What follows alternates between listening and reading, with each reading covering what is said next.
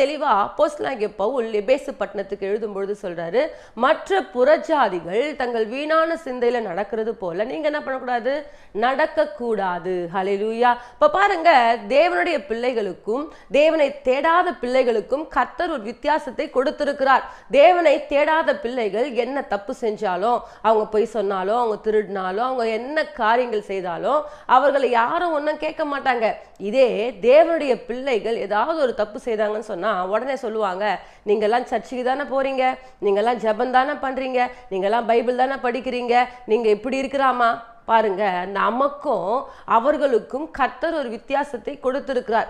ஆகவே மற்ற புறஜாதிகளை போல நீங்கள் வீணான சிந்தையில என்ன பண்ணக்கூடாது, நடக்கக்கூடாது என்பதை குறித்து தேவன் நமக்கு தெளிவாய் கற்றுக் கொடுத்து கொண்டிருக்கிறார். தேவ பிள்ளைகளே, வீண் சிந்தை என்பது என்னன்னா அவிசுவாசமான வார்த்தைகள், தேவையில்லாத காரியங்களை சிந்தித்து கொண்டு